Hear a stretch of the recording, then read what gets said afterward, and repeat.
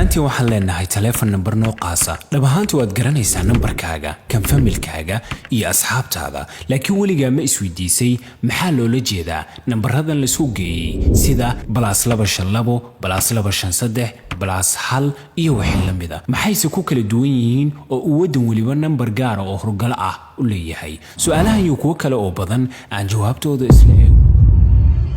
waxaa jira urur caalami oo lagu magacaabo International Telecommunication Union ama loo soo gaabiyo ITU. waa mid ka mid ah 15 urur ee khaaska ah ee ay leedahay qaramada midoobay, waana urur caalami ah kaasoo la tacaamula diblomaasiyadda amniga ee ka dhaxaysa wadamada caalamka oo idil iyo arrimo kale oo muhiim ah oo la xiriira waajibaadkooda dhisidda xiriirada isgaarsiinta u dhaxeeya wadamada caalamka.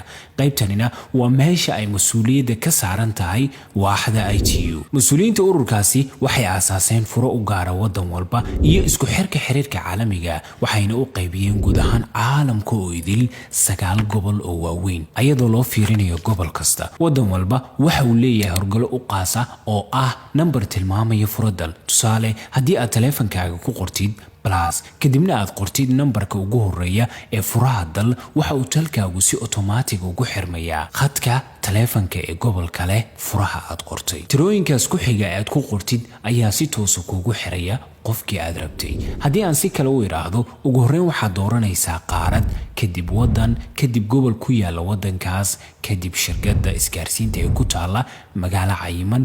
ugu dambeyntiina waxaad ka sii dooranaysaa nambarka isdiiwaangelinta ee macmiilka ama qofka.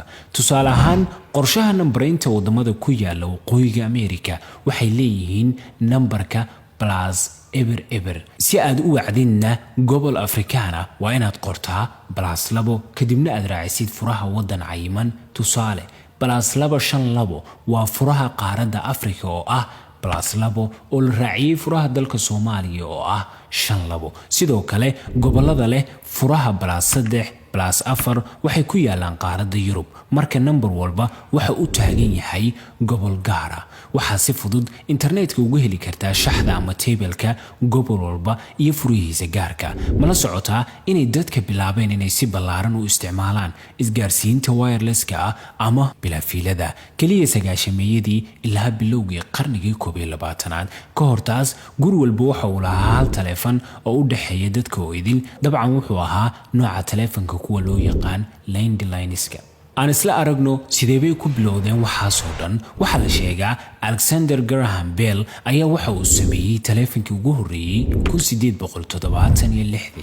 1877 dadka ayaa dejiyeen khadka taleefankii ugu dheeraa ee ugu horreeyey oo ku fidsan gobolada Nevada iyo California. xilligaasna waxay ahayd arrin cajiiba. la hadlidda qof ku jira 10 maylis waxay ahayd mid ka baxsan mala-awaalka cilmiga sayniska. ikhtiraacaddan ayaa si fudud ugu baahday caalamka oo idil. sidoo kale, dhammaadkii qarnigii 19aad dadka taajiriinta ayaa awooday inay iibsadaan ama isticmaalaan taleefanada. laakiin qarnigii 20aad taleefanka landline-iska ah waxa uu noqday mid caan ka ah ku dhawaad guri walba. tirada isticmaalayaasha ayaa dhaaftay 100 milyan oo adduunka dhana. kadib taas waxaa timid tiknoolajiyadda wireless-ka ah oo ah in lagu xiriiro qalab aysan wax fiilaa xiriirinayn. 1973 shirkadda lagu magacaabo Motorola ayaa ikhtiraacday noocii ugu horreeyey ee taleefanada wireless-ka ah.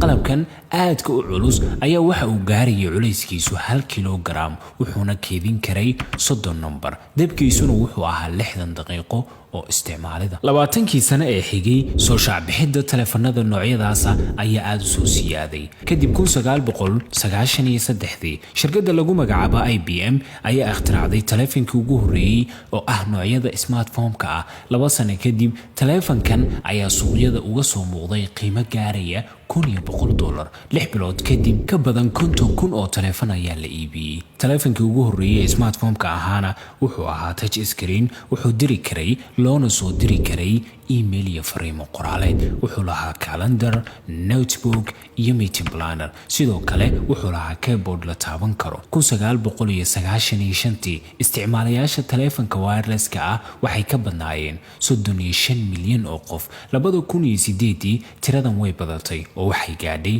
270 milyan oo qof. intii lagu guda jiray xilliyadan, 25% ayaa iska joojiyey isticmaalidda taleefanada landline-iska ah dadweynaha Ameerika. markii ay taleefanadii ugu horreeyay ay bilaabeen inay aad ugu faafaan oo ahayd qarnigii 20aad Hindisa Nikola Tesla ayaa waxa uu saadaaliyay soo shaacbixista taleefanada smartphone-ka wuxuuna yiri markay ahayd 1926 markii wireless-ka si fiican loo dabaqo dhulkoo dhan wuxuu isku bedeli doonaa maskax aad u weyn waxa kale uu saadaaliyay inaysan kaliya isla xiriiri doonin oo sidoo kale ay is arki doonaan iyagoo isku jira kumanaan maylis waxa kale oo sheegay in dadka ay awoodi doonaan inay jeebkooda ku qaadan karaan qalabkaas kaliya isma bedelin taleefanada iyo isgaarsiinta waxa sidoo kale isbedelay dhaqaalaha dunida 14 milyan oo shaqo ah ayuu abuuray taleefanku kacdoonka xigay ee taleefanada wuxuu ahaa 2007 markaasoo la soo bandhigay iPhone-ka ugu horreeyay ee dunida kaasoo baaxadiisu ahayd 3.5 inji oo shaashad u badan sidoo kale kaamiradiisu waxay ahayd 2 megapixel mobilka ugu qaalisan dunida waa Qualcomm Supernova iPhone 6 wuxuuna ka samaysan yahay dahab iyo diamond qiimihiisu waa 48.5 milyan oo dollar adiga mobilkaagu waa noocee